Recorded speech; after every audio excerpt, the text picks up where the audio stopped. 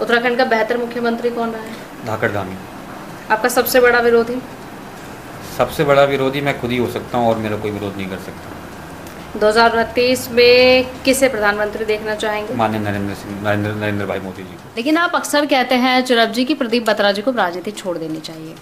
सो उसके पीछे आपका क्या तर्क होता है? अगर प्रदीप बत्रा जी राजनीति छोड़ देते हैं तो वो कौन से चेहरे हैं अकॉर्डिंग टू यू जो फटाफट से सामने आएंगे और जनता के लिए वैसे ही कारगर साबित होंगे? हम तो सब एक है कि राजनीति करते हैं। अपोजिशन ये जबरदस्ती जनता को भ्रमित करना चाहता है कि हम पोलराइजेशन की राजनीति कर रहे हैं, जबकि हम केवल विकास की राजनीति करते हैं। भारतीय जनता पार्टी केवल विकास की राजनीति करती है। एक सबसे बड़ी चीज जो बीजेपी पार्टी के बारे में सुनी जाती है कि BJP party at the time of election आप वोट डालो की राजनीति करते हैं। देखिए, अपोजिशन तो बोलता रहेगा कि कभी ईवीएम में दिक्कत है, बैलेट पेपर में दिक्कत है, ये सब चलता रहेगा मैम, चलता रहेगा। लोगों ने जिसको चुनना है उसको। गैस चूल्हा जो हम अपने घर पे जलाते हैं, आधी आबादी आज भी ऐसे कि जिनके घर में वो नहीं है और अभी भी उनको चूल्हे पे खाना बनाना पड़ता है। महंगाई के बारे में क्यों सरकार डिस्कशन नहीं करती? वीडियोस देखे हैं, जो सीन देखे, वहाँ यशपाल राणा जी खड़े थे, अपने आप में एक मजबूत नेता हैं, क्यों नहीं विरोध किया? अगर कुछ गलत हो रहा था वहाँ पर विरोध करना चाहिए था।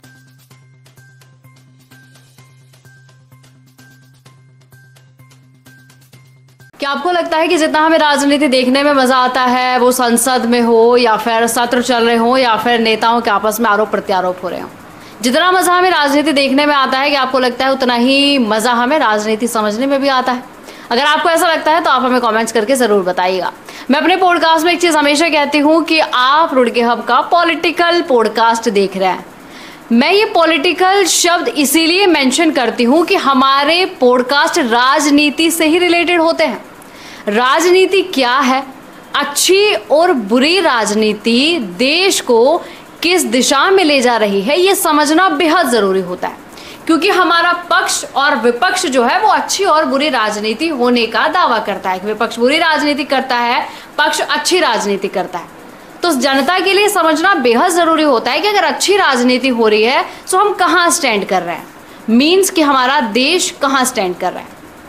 ये अच्छी और बुरी राजनीति कैसे होती है, कौन करता है और इसके क्या मायने हैं, यही समझने के लिए आज हमारे साथ बीजेपी के एक ऐसे लीडर मौजूद हैं जिनकी बातें कम होती है लेकिन ज़मीनी सच्चाई ज़्यादा होती है। वो अपनी कहते हैं ना कि स्टेज पर आकर बोलने से ज़्यादा है कि आप ग्राउंड पर आकर कितना काम कर रहे हैं, वो उस नेता के लिए बहुत ज़्यादा मैटर करता है। तो ज़्यादा देर ना करते हुए मैं आपको बता देती हूँ कि आज के हमारे पॉलिटिकल पॉडकास्ट के मेहमान हैं बीजेपी के बहुत ही वरिष्ठ नेता, जो कि अभी नए नए चेहरे हैं लेकिन जनता उनको काफ़ी पसंद कर रहे हैं और मुझे लगता है ज़्यादा तारीफ हो गई होगी, ऐसी जनता हमें कहने वाली है। सो हमारे साथ मौजूद है चिरब जैन सर, आपका बहुत बहुत स्वागत है हमारे। बहुत बहुत धन्यवाद आप। जैसे चिरब जैन जी, अभी मैंने कहा कि अच्छी और बुरी राजनीति, क्योंकि हम अक्सर देखते हैं कि संसद में हो, विधानसभा में हो, राज्यसभा में हो, हमारे सत्र चलते हैं और राजनीति के ऊपर बहुत चर्चा होती है। खासकर मोदी जी तो राजनीति का एक ऐसा उदाहरण है जिनको देखते ही राजनीति समझ आती है, वो अपनी बातों में बहुत उनकी राजनीति झलकती है। आज मैं आपसे सारे वो सवाल पूछूंगी जो जनता चाहती है कि आपसे पूछे जाएं और आप अपने शब्दों में उनको कैसे बयां करेंगे, क्योंकि कहते हैं ना युवा हमारे देश का भविष्य है। तो आप, मुझे लगता है आगे उसी लाइन में हमें नजर आ रहा है। तो चलिए देर ना करते हुए चिरब जैन जी, पहले मैं आपको बता दूं कि पहले हम लोकल राजनीति की बात करेंगे, उसके बाद हम नेशनल राजनीति की बात करेंगे। बिल्कुल मैम, ठीक है। तो लोकल राजनीति में मेरा आपसे सबसे पहला सवाल है, अभी निकाय चुनाव हुए जिसमें आपको, आपकी वाइफ को एक प्रबल दावेदार माना जा रहा था। मतलब पूरे एक्सपेक्टेशन थी कि चिरब जैन जी के घर में टिकट जाने वाला है, लेकिन अनएक्सपेक्टेडली, जो कि एक्सपेक्टेशंस थी ही नहीं, कि टिकट कहीं और चला जाएगा। फिर लोगों ने आपके मीन्स बीजेपी के टिकट वितरण पर सवाल उठाए कि बीजेपी टिकट कैसे दे रही है। मतलब जो प्रबल दावेदार थे, जो ग्राउंड पे मौजूद थे, जनता जिनको जान रही थी, आप वो चेहरा थे, लेकिन अचानक टिकट उनको मिला जिन्हें जनता को समझने में और जानने में बहुत समय लगा। बीजेपी की ये क्या टेक्निक थी टिकट देने की? जहाँ तक मैम आपने ये बीजेपी, पहले मैं आपके कुछ और जो आपने कुछ शुरू में मेरा इंट्रोडक्शन कराया, पहले उस बारे में थोड़ा सा आपने मुझे वरिष्ठ कार्यकर्ता करके संबोधन किया कि जो बिल्कुल गलत है। मैं तो रुड़की का बच्चा हूँ, भारतीय जनता पार्टी का एक छोटा सा कार्यकर्ता हूँ, रुड़की शहर का बच्चा हूँ, एक बहुत छोटा सा ह्यूमन हूँ जो कुछ कर पा रहा है तो कर रहा हूँ। इसके बाद आपने बात करी गंदी और अच्छी राजनीति की, पक्ष और विपक्ष राजनीति की। गंदी अच्छी नहीं है, पक्ष अपनी राजनीति करता है, विपक्ष अपनी राजनीति करता है, इसमें गंदा और बुरा कुछ नहीं है। विपक्ष का रोल अपना है, पक्ष का रोल अपना है। अब आपने मेरे से जो बिल्कुल रिसेंट क्वेश्चन पूछा है, दैट इज रिगार्डिंग कि जो मेयर का टिकट है वो किस आधार पर पार्टी द्वारा वितरित किया गया है। देखिए, भारतीय जनता पार्टी एक लोकतांत्रिक पार्टी है, लोकतांत्रिक पार्टी होने के साथ साथ हमें विनेबिलिटी का आधार भी देखना पड़ता है। हमें ये भी देखना पड़ता है कि जो हमारे वरिष्ठ कार्यकर्ता हैं या जो हमारे पुराने कार्यकर्ता हैं जिन्होंने अपना पूरा जीवन भारतीय जनता पार्टी के लिए समर्पित कर दिया है, उन्हें भी सही समय पर सही सम्मान मिलना ज़रूरी है। तो पार्टी ने इस बार हमारे जो वरिष्ठ कार्यकर्ता हैं ललित मोहन अग्रवाल जी, उनकी धर्मपत्नी अनिता देवी अग्रवाल जी पर विश्वास जताया। विनेबिलिटी पर पार्टी ने विश्वास जताया। पार्टी ने अपने सर्वेज कराए, उस सर्वेज में उनकी विनेबिलिटी दिखी। यहाँ तक कि आपने बात करी कि वो जनता से जुड़ नहीं पाए या ये नहीं पाए, जनता से ना जुड़ पाते तो वो जीतते ना, 2,500 वोटों से जीत के आए हैं। ऐसा भी हो सकता है ना कि पार्टी जनता ने बीजेपी को देखा हो कि बीजेपी है, क्योंकि बीजेपी आजकल सबसे बड़ी पार्टी। देखिए, this is a combination, party plus candidate देखा जाता है हमारे साथ। अब ललित मोहन अग्रवाल जी की जो धर्मपत्नी अनिता देवी अग्रवाल जी है, बिल्कुल बेदाग छवि के लोग थे, इन पे किसी भी प्रकार का एक भी एलिगेशन नहीं था। तो जनता ने पार्टी प्लस प्रतिनिधि देख के, पार्टी प्लस कंटेस्टेंट देख के उनके पक्ष में वोट किया और वो जीत के आए हैं। और विनेबिलिटी हमारी भारतीय जनता पार्टी की रही है। इस पर तो कोई क्वेश्चन अराइज कर ही नहीं सकता है कि भारतीय जनता पार्टी ने कोई गलत टिकट दिया है, क्योंकि हम जीत के आए हैं। अगर हार के आते तो इसकी समीक्षा करी जाती कि गलत हुआ या सही हुआ है। जीते हुए पे क्या समीक्षा करी जाए, जीता हुआ तो जीता हुआ कहलाएगा। तो जब आपको पता चला कि टिकट आपको नहीं ललित मोहन अग्रवाल जी को दिया गया है, तो थोड़ा दुख हुआ आपको? हल्का सा शुरू में लगा, बिल्कुल पहली रात लगा कि गलत हो गया है, क्योंकि मेरे को उम्मीद थी कि टिकट मेरी धर्मपत्नी का फाइनल हो गया था। बट ठीक है, एक रात आदमी को लगता है, थोड़े थोड़े राजनीति है, इसमें सेटबैक्स लगते रहते हैं। सेटबैक का मतलब ये नहीं है कि हम आक्रोश में आके कोई गलत डिसीजन ले लें। और एक दिन सुबह ही मैं ललित मोहन जी के घर खुद गया, उनको बधाई दी और उनके चुनाव में मेरे से बल पाया एक सामान्य कार्यकर्ता होने के नाते मैंने उनके चुनाव में अपना हाथ बताया। ठीक है।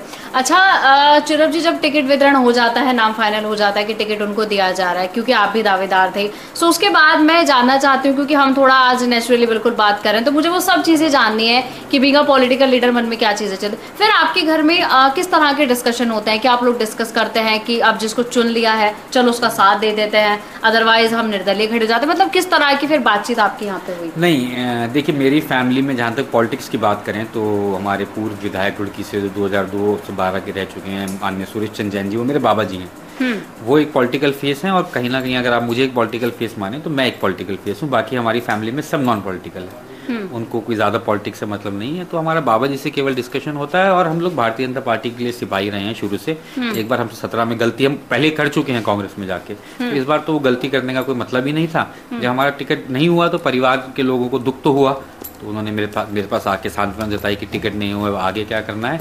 आगे का मेरा डिसीजन बिल्कुल निश्चित था कि मैंने भारतीय जनता पार्टी के साथ ही रहना है, क्योंकि वहीं पर मेरी एक वेवलेंथ मैच होती है।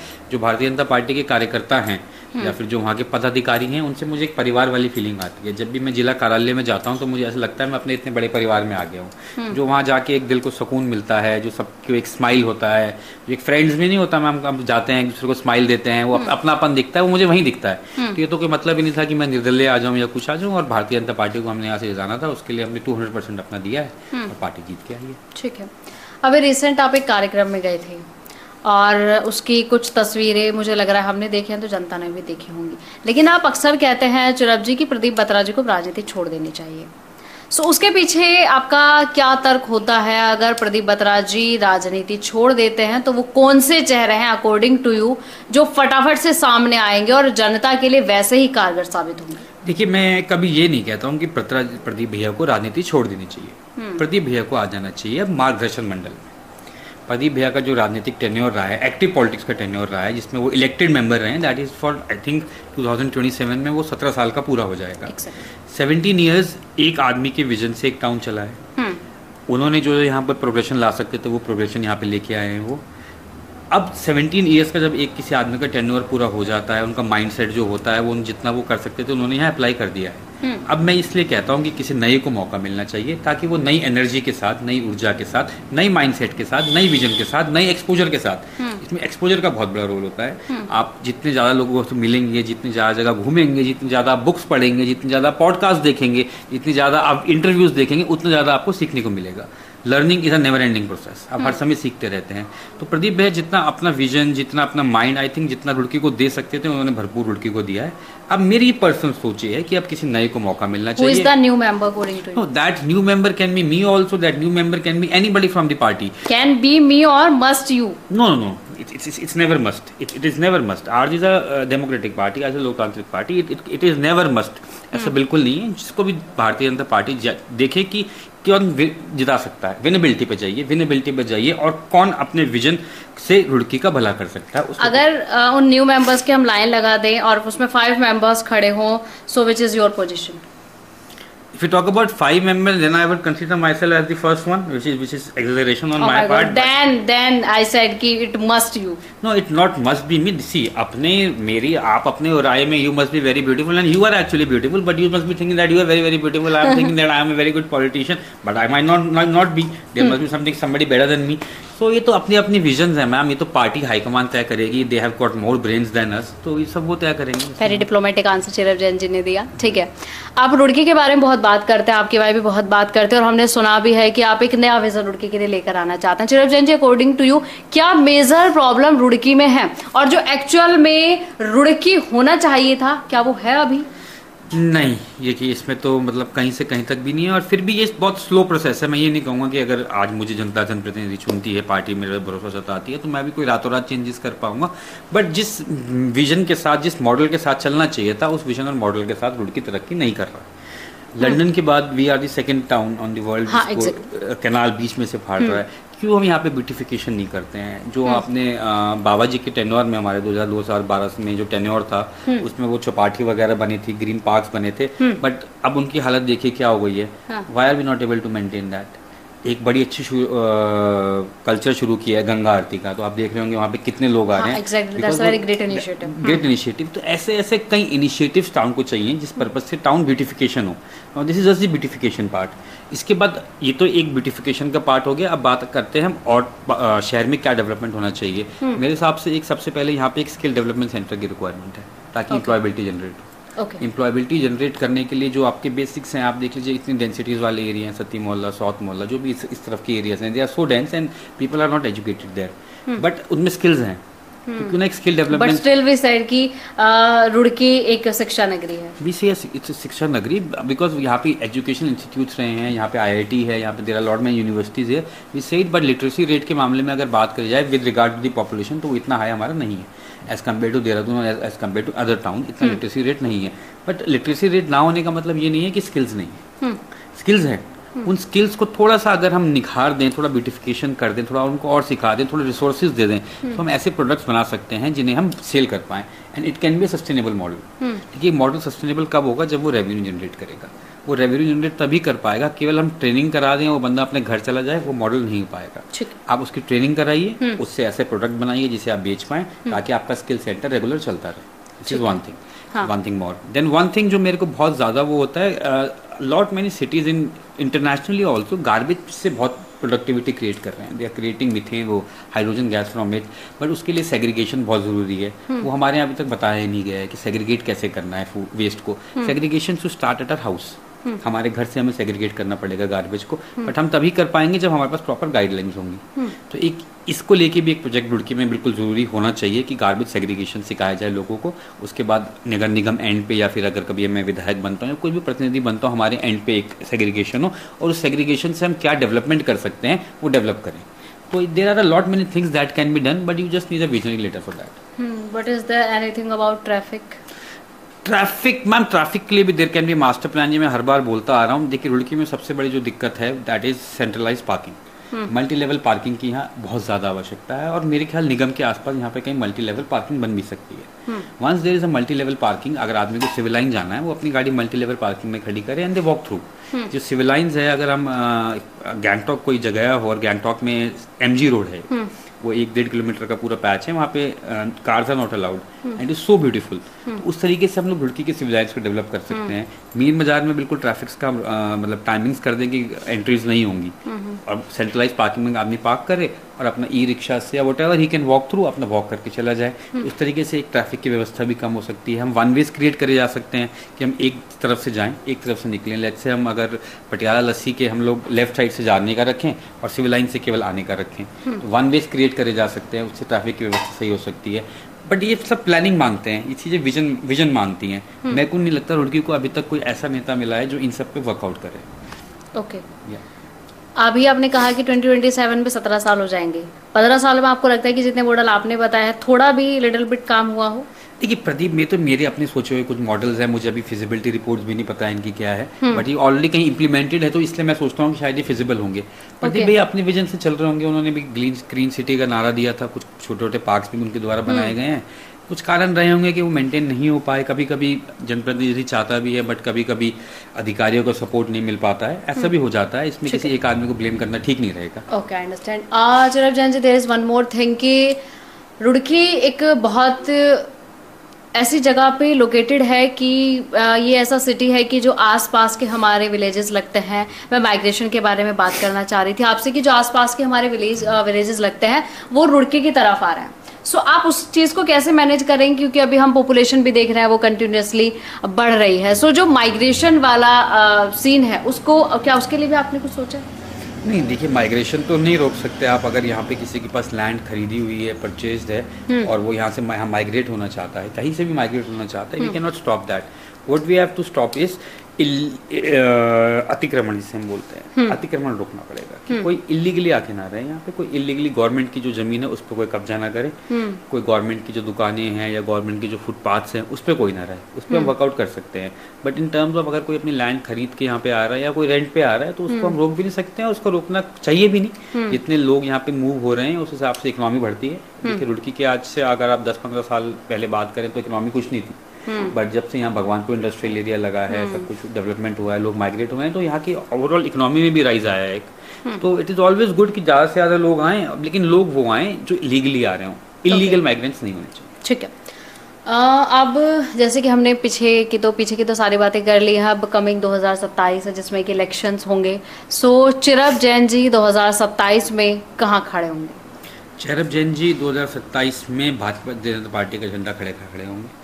वो अपने लिए हों, प्रदीप बत्रा जी के लिए हों, किसी और के लिए हों, खड़े भारतीय जनता पार्टी के झंडा लेके होंगे। टिकट के बारे में सोचा है? टिकट के लिए आग्रह करा जाएगा, प्रयास किया जाएगा। आज से प्रयास कर रहे हैं, कोई बात नहीं है, अब प्रयास करेंगे, पूर्णतः प्रयास करेंगे। प्रदीप भैया को हो सकता है चुनौती भी दें, कहीं ना कहीं नहीं भी दे पाएंगे, बड़े भाई हैं, बड़े भाई के झंडा उठा के खड़े होंगे। प्रदीप भैया के पीछे पीछे जहाँ जहाँ वो बोलेंगे वैसे वैसे काम करेंगे और भारतीय जनता पार्टी को इसी जिताते देंगे। अच्छा, ये आपने कहा कि उनको चुनौती भी देंगे और अगर इफ नहीं हो पाया तो हम उनके साथ भी जाएंगे। बिल्कुल, मीन्स धोखेबाजी नहीं होगी। धोखेबाजी का कोई मतलब नहीं।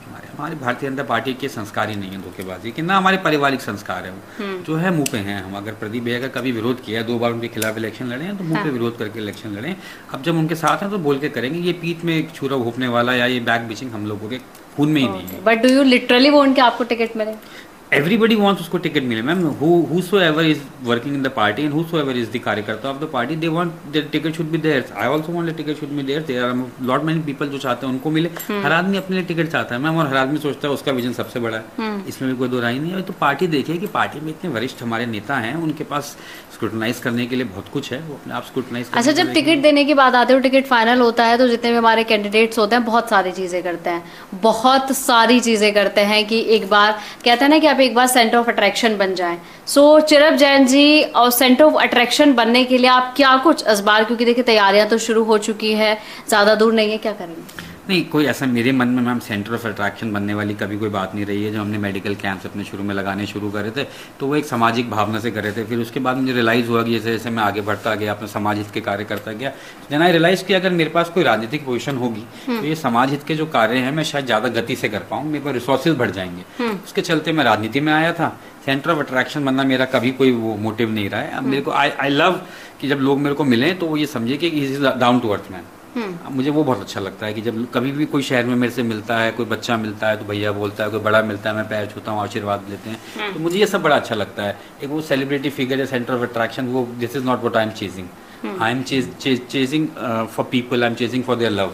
मैं उनके प्यार के लिए काम कर रहा हूँ, समाज हित के लिए काम कर रहा हूँ, और 27 में मौका मिलेगा तो बिल्कुल करेंगे। ऐसी बटरिंग तो सब करते हैं चिरब जी। नहीं, बटरिंग नहीं है मैम, ये तो आपको पता है, आमजन जो है अब उनसे पूछ लीजिए। बटरिंग की तो कोई बात ही नहीं है मैम। और जितना कर पा रहा हूँ अभी, कुछ नहीं होते हुए भी, तब भी उतना कर रहा हूँ। मेडिकल कैंप्स लगा रहे हैं रेगुलर, जितनों की पर्सनली हेल्प कर पा रहा हूँ हेल्प कर रहा हूँ मैम। और कोई ऐसा नहीं है कि पॉडकास्ट के माध्यम से सब कुछ बता भी रहा हूँ, कई चीज़ें ऐसी हैं जो बता भी नहीं रहा हूँ, ऐसी हेल्प करी जा रहे हैं हम लोग, जितनी हेल्प हो पा रही है हम लोगों पे। सो मैं यहाँ पे एक कनेक्शन बनाना हूँ। रुड़की से मेरे को बहुत पसंद है, मेरा मतलब मातृभूमि कह लीजिए, कर्म भूमि कह लीजिए, रणभूमि कह लीजिए, तो रुड़की में मेरी जान बसती है, यहाँ के लोगों में मेरी जान बसती है। तो मैं उनसे कनेक्शन बनाने आया हूँ, मैं उनके हित के लिए आया हूँ, मैं इसलिए आया हूँ कि ताकि अगर उनकी कोई समस्याएं हैं उनको हल हो पाए, उनके साथ इनजस्टिस ना हो, मैं ये करने राजनीति में आया हूँ। ठीक है, अभी आपने अपने मेडिकल कैंप्स की बात की, तो 2 महीने से हमें दिखाई नहीं दे रहे हैं, सो क्या कुछ उनके बारे में? उसका रीज़न मैम ये है कि मैं फोनिक्स ग्रुप ऑफ इंस्टीट्यूशन, हमारा एक इंस्टीट्यूट है रुड़की इमली खेड़ा में, उसका चेयरमैन भी हूँ। तो इस बार जो विधानसभा सत्र लास्ट टाइम हुआ था मार्च में, उसमें हम लोगों को यूनिवर्सिटी का दर्जा मिल गया है। Okay. So now we become a university, अभी governor's approval is pending, but जब से वो यूनिवर्सिटी बना है तो थोड़ा सा मेरा वर्कलोड ज़्यादा बढ़ गया है। तो उस वर्कलोड के चलते अभी मेडिकल कैंप्स के लिए टाइम नहीं मिला है। और देखिए एजुकेशन जो हम प्रोवाइड कर रहे हैं that is also social cause. अगर मैं वहाँ से बिल्कुल ही हट जाता हूँ तो कहीं ना कहीं वहाँ के बच्चों की एजुकेशन इम्पैक्ट होगी। ह्यूमन रिसोर्स डेवलपमेंट हो रहा है वहाँ से, जिन्होंने देश की नींव मजबूत करनी है, देश के डेवलपमेंट में भागीदारी देनी है, तो मेरा एक फ़र्ज़ वहाँ के लिए भी बनता है। तो अभी अप्रॉक्सीमेटली मुझे यहाँ पे 1 से 1.5 महीना और मैं वहाँ बिजी रहूँगा, ताकि वहाँ का जो एक स्ट्रीमलाइन होता है प्रोसेस, वो प्रोसेस स्ट्रीमलाइन हो जाए, बच्चों का करिकुलम प्रॉपर हो जाए, बच्चों को जिस टाइप की एजुकेशन वहाँ मिलनी चाहिए उस टाइप की एजुकेशन का एक बेस बन जाए। उसके बाद again I will be back to the field and will again start with the medical. ठीक है, अब हम थोड़ा नेशनल राजनीति की बातें करेंगे, जो अक्सर जनता टीवी पर देखती है, सुनती है और फिर आपस में विचार करती है। एक सबसे बड़ी चीज़ जो बीजेपी पार्टी के बारे में सुनी जाती है कि BJP party at the time of election आप फूट डालो की राजनीति करते हैं। Let me describe it. फूट डालो की राजनीति, जैसे अभी यूपी में उपचुनाव हुए, उससे पहले महाराष्ट्र में आप कह लीजिए, हरियाणा में कह लीजिए, हालांकि वो आप ही के पास आए, बट बहुत सारी टैक्टिक्स आपके द्वारा अपनाई गई, जैसे कि बटोगे तो कटोगे, हिंदू एक हो जाओ। ये क्यों करती है बीजेपी? नहीं, हिंदू एक हो जाओ जैसे तो मैम कोई नारा नहीं था, हमारा नारा था एक हैं तो सेफ है। और वो एक हैं तो सेफ है का मतलब था सारे हिंदुस्तानी एक हैं तो हम सब सेफ हैं।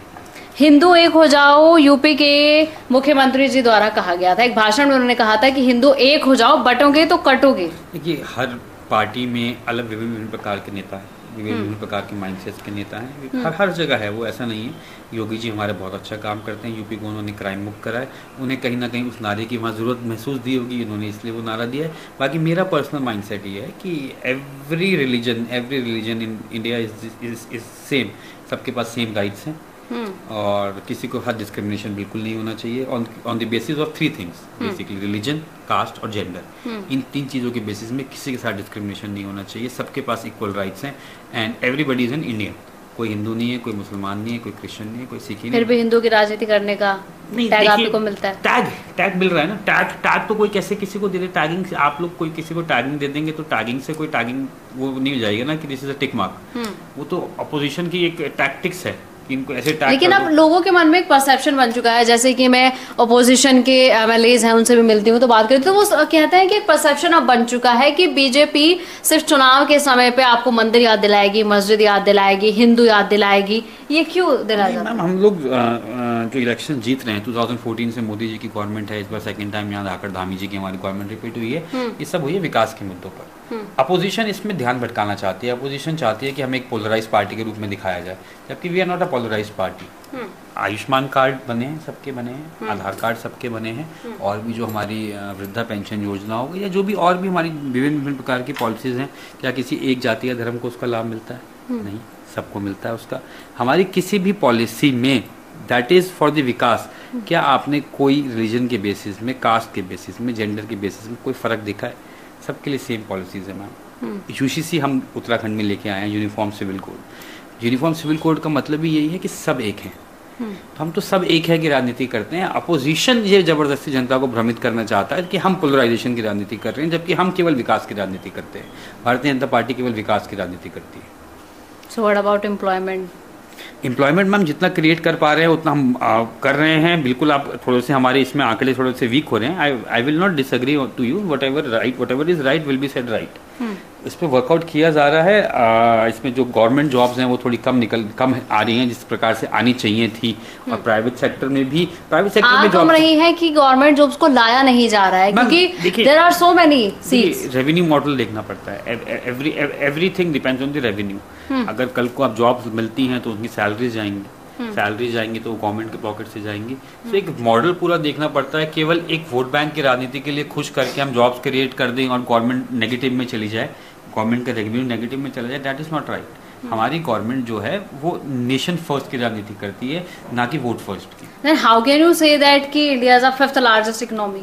अब तो फोर्थ हो गई है। The figure speaks। हाँ। तो मैं तो और आप तो ma'am Then what about revenue? That's why the revenue is increasing ना, because we are following a particular model। आप समझिए मैम, हम लोग एक मॉडल फॉलो कर रहे हैं, उसमें हो सकता है एम्प्लॉयमेंटी जो रेट है वो घटता बढ़ता चला जाए और रेट्स भी घटते बढ़ते चले जाए, बट एक मॉडल फॉलो हो रहा है, उस मॉडल की वजह से हमारी जीडीपी इंक्रीज हो रही है, हम फोर्थ लार्जेस्ट इकोनॉमी बन गए हैं। तो इसमें हमें वैलिडेशन की जरूरत नहीं है, मतलब ये मॉडल राइट है। जब हम फोर्थ बन गए हैं in terms of the numbers, तो देन इट इज राइट। उस राइट के लिए कुछ कुछ एम्प्लॉयबिलिटी को क्या पता सफर करना पड़ रहा हो या कुछ और चीजों को सफर करना पड़ रहा हो, तो ये हो सकता है, बट वो मॉडल राइट है। तो उस मॉडल को मिडिल क्लास लोग बहुत ज्यादा हमारे देश में रहते हैं, सो महंगाई के बारे में भी बहुत बातें होती हैं कि गैस चूल्हा जो हम अपने घर पे जलाते हैं, आधी आबादी आज भी ऐसे कि जिनके घर में वो नहीं है और अभी भी उनको चूल्हे पे खाना बनाना पड़ता है। महंगाई के बारे में क्यों सरकार डिस्कशन नहीं करती है? क्यों नहीं करती है मैम? इन्फ्लेशन रेट कोई बहुत ज़्यादा नहीं है, कंट्रोल में है इन्फ्लेशन रेट। इसके बाद आप बात करते हैं, अगर गैस रसोई के हम चूल्हों की बात कर रहे हैं, तो मोदी जी ने जो घर घर में, I forgot the name of the योजना, हर घर सिलेंडर पहुँचाया है और सब्सिडाइज रेट पर सिलेंडर मिल रहा है। अब कुछ लोगों का रोना ये है कि they can pay and they don't want to pay. वो कहते हैं हमें तो सब्सिडी मिल ही नहीं रही है। भाई जब आप पे कर सकते हैं, यू पे फॉर द फुल प्राइस ना।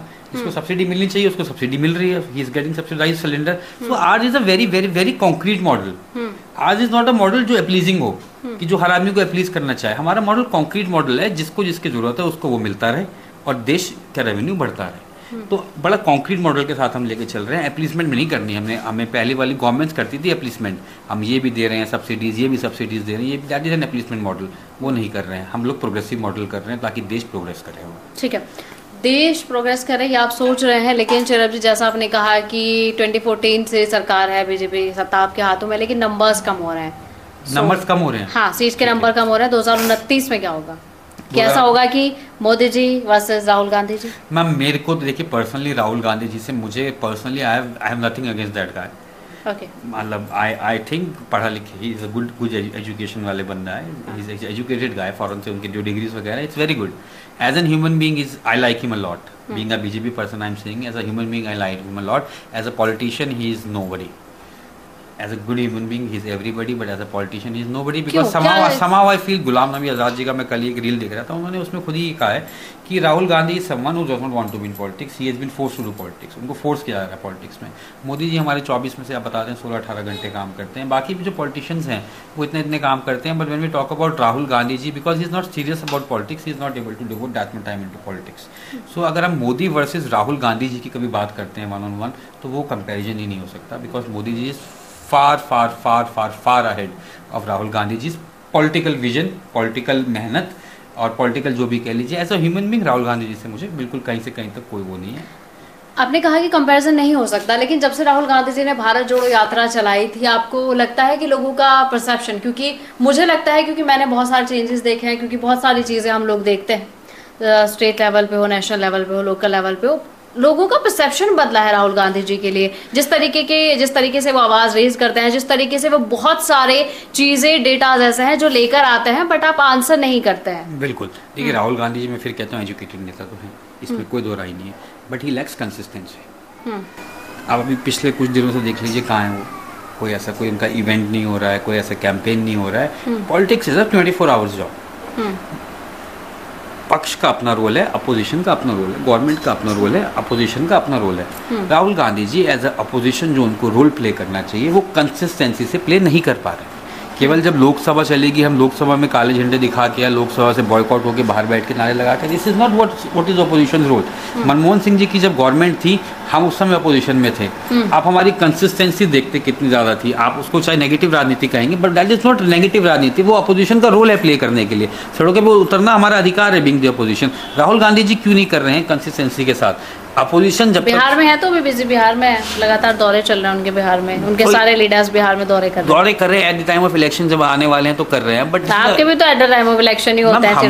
हम तो रूलिंग पार्टी में हैं, हमारे लिए तो इस समय प्रोग्रेशन देखना है हमारे को। पहले हमें इलेक्शंस नहीं देखने हैं, हमें देश का, स्टेट का प्रोग्रेशन देखना है। But for Congress it is more important that they win elections. For elections winning, they have to be a strong opposition, and not only for election winning, they have to be a strong opposition so that strong opposition तो बिल्कुल है, वो भी उनके पास numbers बहुत ठीक है। तो 29 में क्या रखा लगता है आपको नंबर घटेंगे? It's not about the numbers आपके पास चाहे कम भी हो कोई बात नहीं, मैं कहता हूँ नंबर्स आपके पास 20 और कम भी होते कोई बात नहीं है, बट जो आपको अपना अपोजिशन का जो चीज रखनी है सामने लोगों के सामने, जिस वर्ड्स में कन्वे करना है वो वर्ड्स तो प्रॉपर होने चाहिए ताकि आपका लोगों से कनेक्शन बन पाए। राहुल गांधी जी का 1-on-1 कनेक्शन लोगों से नहीं बन पा रहा है। वो उसमें मैं ये नहीं कहूँगा कि उनकी कोई कमी है, वो नेचुरल हैं, पर वो नेचुरली कनेक्ट नहीं कर पा रहे हैं, हम उनसे कनेक्ट नहीं कर पा रहे हैं, तो इसलिए वो नहीं हो पा रहा है। इसलिए कहा जाता है कि बीजेपी नैरेटिव सेट करने में बहुत माहिर है। नहीं, नैरेटिव नहीं मैम, वो तो हर इलेक्शन के रिजल्ट में दिखता है। और अगर लोगों से राहुल गांधी जी कभी इलेक्शन के रिजल्ट में दिखता है, फिर भी वोट बैंक इस बार तो नंबरों से, वोटर्स लिस्ट से छेड़छाड़ की गई है। मैम देखिए, ये सब तो कहने की बातें होती हैं। मेरे खुद के घर के 2 वोट कट गए, वो तो भारतीय जनता पार्टी को ही पड़ने थे।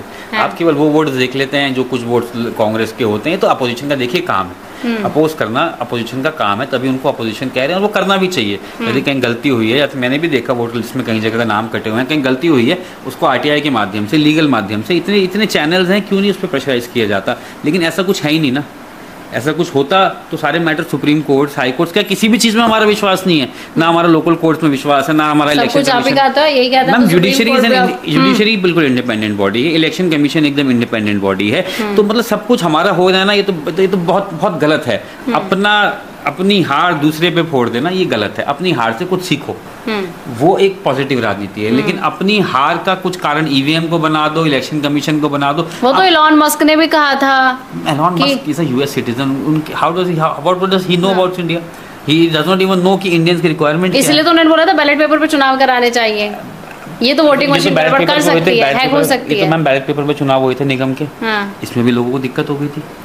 लोगों को दिक्कत नहीं हुई थी, जो चीजें थी वो सबने देखी थी। इसमें भी लोग कुछ कह रहे थे कि मतलब कुछ रिगिंग हुई है इलेक्शन में। क्या रिगिंग हुई है मैम इसमें बैलेट पेपर पे? आप बताइए, आप you are a media personal. देखिए, अपोजिशन तो बोलता रहेगा कि कभी ईवीएम में दिक्कत है, बैलेट पेपर में दिक्कत है, ये सब चलता रहेगा मैम, चलता रहेगा। लोगों ने जिसको चुनना है उसको। अच्छा, निकाय चुनाव में कुछ नहीं हुआ था, निष्पक्ष वोटिंग हुई थी? बिल्कुल निष्पक्ष वोटिंग हुई है। कैसे कह सकते हैं आप? क्योंकि वोटिंग चुनाव के बाद आप लोगों से मिले, जो लोगों ने बहुत सारी चीजें बताई थी कि कैसे हुआ, कैसे शासन प्रशासन, बहुत सारी चीजें थी। चिरब जैन जी, देवर, सो मैनी थिंग्स की चुनाव में हुई। मैंने वीडियो में देखा मैम, मैंने बाकी जो ज़्यादा ऑन द स्पॉट में था नहीं। मैंने वीडियो में देखा कि कुछ एसपी साहब खड़े थे, हमारे यशपाल राणा जी खड़े थे, संजीव वर्मा जी खड़े थे वहाँ पे, और कुछ लाठीचार्ज वगैरह वहाँ हो रहा था। देखा मैंने। पब्लिक साइड की जीता नहीं था, जिताया गया था। पब्लिक कितनी है वो तो मुझे नहीं पता, वो तो पब्लिक ज़्यादा नहीं होगी। लेकिन जो मैंने वो वीडियोस देखे हैं, वो जो सीन देखे, वहाँ यशपाल राणा जी खड़े थे, अपने आप में एक मजबूत नेता हैं, क्यों नहीं विरोध किया? अगर कुछ गलत हो रहा था वहाँ पर विरोध करना चाहिए था। उसके बाद मैंने अपने इंटरव्यू में, एक और इंटरव्यू में बोला, 1 महीने का वक्त होता है इलेक्शन पिटीशन फाइल करने का। इलेक्शन पिटीशन फाइल करते विद प्रूफ्स क्यों नहीं करी गई? क्योंकि वो निराधार है। अगर उसका आधार है तो मैंने यशपाल राणा जी को अपने पॉडकास्ट में बोला है कि 1 महीने का आपके पास टाइम था, from the date of declaration of the result election petition file होती है। क्यों नहीं करी गई इलेक्शन पिटीशन फाइल? क्यों यशपाल राणा जी वहाँ खड़े होते उस दिन देखते रहे? अगर कुछ गलत हो रहा होता और मैं इलेक्शन लड़ रहा होता, मैं तो वहाँ वैसे खड़ा ना होता, क्योंकि कुछ गलत हो ही नहीं रहा था। This was just a perception created by the opposition contestants that BJP is rigging the election. Rigging the election is not possible. We are living in a democratic nation. Election Commission is altogether a separate entity. उसको election commission को और judiciary की जो एक respect है opposition को, उसको बरकरार रखना चाहिए, उस पर उंगली नहीं उठानी चाहिए। 2029 में क्या होने वाला है, क्या लगता है आपको? बीजेपी आएगी 2029 में मैम पूर्ण बहुमत से आएंगे हम लोग। इस बार जो थोड़ी सी हमारे 400 पार तो इस बार का नारा दिया था चिरब जी, हमें वो इस पे आ रहा था मैम। इस बार थोड़ा सा 400 पार का जो नारा था वो थोड़ा सा हमारे को बैकफायर कह लीजिए आप, कि हम लोग पूर्ण बहुमत में बीजेपी नहीं आ पाई। एनडीए बहुमत में है बट बीजेपी पूर्ण बहुमत में नहीं आ पाई। अब देखिए, हमने उससे सीखा, हमने देखा हमारी यहाँ कमजोरियाँ रही, हमने उसका एनालाइज किया, उस कमजोरियों पे हम काम करेंगे और कंसिस्टेंसी से काम करेंगे। 2024 से हमने उस पर काम शुरू कर दिया था करना, और 29 में आप उसका रिजल्ट देखेंगे कि इस बार बीजेपी फिर से 300 पार जाएगी। 300 पार जाएगी, बिल्कुल। और प्रधानमंत्री कौन बनेगा? प्रधानमंत्री तो हमारे माननीय नरेंद्र मोदी जी। वो तो रिटायर हो चुके हैं, फिर भी यही आरोप लगता है कि रिटायर हो गए फिर भी प्रधानमंत्री। रिटायर क्या होता है? रिटायर कब, आदमी को रिटायर कब कहा जाएगा? When a person is not able to work. Not able to work. But he is able to work more than you and I are able to work. Then how can he retire? Because he wants. He wants. he To want to work work for public, yeah. he wants to work for public ना, तभी तो ma'am देखिए dedication देखिए उस आदमी की, उस वो उम्र में। चाहते हैं, अब वो कुछ भी लोग तो बहुत सारी चीजें कहते हैं कि ये तो सत्ता का लालच है, तमाम तरह की चीजें वो चाहते हैं वर्क सत्ता करना। का लालच क्या मैम, लालच का क्या करेगा वो आदमी, नरेंद्र मोदी जी ऐसा आदमी जिसके पास ना घर है ना परिवार, क्या पैसों का करेगा, क्या सत्ता का करेगा। वो चाहते हैं, बिल्कुल चाहते हैं, वो जनता को चाहते हैं, भारत की जनता को चाहते हैं, उनके स्वाभिमान को चाहते हैं, उनके लिए अच्छा काम करना चाहते हैं, ये है उनकी चाहत, जिससे उनको ऊर्जा मिलती है। और आज तो जो भी उनकी एज है, मैं नहीं मानता 10 साल बाद भी उनको रिटायर होना चाहिए, बिकॉज जितनी ऊर्जा उनमें आज है उतनी ऊर्जा मेरे में भी नहीं है, आप में भी नहीं होगी। जितने घंटे वो काम करते हैं उतने आप और मैं भी नहीं करते, तो हम ऐसे आदमी को रिटायरमेंट कैसे बोल दें मैम? हाँ, करेंगे रिटायरमेंट तो मैम मुझे अभी लगता नहीं, अब तक एनर्जी, और जिस दिन उनको लगेगा कि he is not able to fulfil his responsibilities, वो इतने वो भी हैं मैम अपने वर्ड्स के कि वो उस दिन खुद पोजीशन से स्टेप डाउन भी कर जाएंगे जब उनको लगेगा कि ही इज नॉट एबल। अच्छा, अगर वो स्टेप डाउन करते हैं तो आपको क्या लगता है कौन बेस्ट पीएम होगा फिर? लोकतांत्रिक पार्टी है मैम, हमारी एमपी चुनेंगे। मेरे पर्सनल अगर ओपिनियन बात करी जाए, my personal favourite is mister Nitin Gadkari ji. Okay, he is my personal favourite because उन्होंने उनके जो मिनिस्ट्री ने जो काम करा है, मैं परसों अभी उनका एक पॉडकास्ट लाइव देख के आ रहा था, जो उनका विजन है और जिस तरीके से वो क्लियर है विद माइंडसेट, वो मुझे बड़ा अच्छा लगा, बड़ा अच्छा लगा। माय पर्सनल फेवरेट इज, कहा जाता है कि वही नेता है बीजेपी में जो काम करता है। He is my personal favourite ma'am, बाकी तो पार्टी हमारी हाईकमांड डिसाइड करेगी। For me Nitin Gadkari ji after Narendra Modi ji is my personal favourite. ठीक है, चिरब जैन जी, हम सेशन कंप्लीट करते हैं। मुझे लगता है कि हमने बहुत सारी चीज़ें डिस्कस कर ली हैं, नेशनल हो या फिर लोकल, हमने सभी बातें करी हैं। अब there is a rapid fire round, हम एक रैपिड फायर आपके साथ करेंगे और आपको ज़्यादा नहीं सोचना है, please answer mean 5 to 10 seconds। Okay, ठीक है, डन। ओके, सो सबसे पहला क्वेश्चन मेरा, please don't think too much. Definitely. हमारा सबसे फर्स्ट क्वेश्चन है कि उत्तराखंड में बेहतरीन विधायक कौन है? उत्तराखंड में बेहतरीन विधायक माननीय पुष्कर सिंह धामी जी हैं। Oh my God. भारत के सबसे अच्छे प्रधानमंत्री before independence and after independence? After independence ही प्रधानमंत्री चुने गए हैं। For me it is Indira Gandhi. Okay, ठीक है। Define politics in one word. Politics is social service. Okay. Uttarakhand का बेहतर मुख्यमंत्री कौन रहा है? धाकड़ धामी। आपका सबसे बड़ा विरोधी? सबसे बड़ा विरोधी मैं खुद ही हो सकता हूँ और मेरा कोई विरोध नहीं कर सकता। 2029 में किसे प्रधानमंत्री देखना चाहेंगे? माननीय नरेंद्र भाई मोदी जी को। ठीक है। मायावती जी को एक शब्द में डिफाइन करना हो, what will be that? Retired. Okay. And Narendra Modi ji? Energetic. Rahul Gandhi ji? Good human being. Good human being. Chirab Jain जी?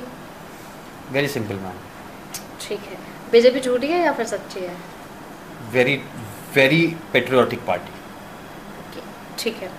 तो ये हमारा एक रैपिड फायर राउंड था आपके साथ, और अब हमारा ये सेशन जो है खत्म हो चुका है। हमने बहुत सारी चीज़ें करी हैं, और अगर अभी भी आपको ऐसा लगता है कि हमने चीज़ें डिस्कस होनी चाहिए थी, आप चाहते थे कि वो सवाल हमें पूछना चाहिए था बट हमने पूछा नहीं क्योंकि there are loads of thing, तो आप हमें कमेंट्स करके बताएगा कि नेक्स्ट सेशन में फिर हम वो सवाल ज़रूर पूछेंगे। बाकी अभी आपको हमारा पॉलिटिकल पॉडकास्ट कैसा लगा है प्लीज़ कमेंट्स करके ज़रूर बताएगा। कोई सवाल था जहाँ मैं हमेशा रिपीट करती हूँ, हमें कमेंट्स में बताइएगा वो सवाल, नेक्स्ट सेशन में चिरब जी से ज़रूर पूछेंगे।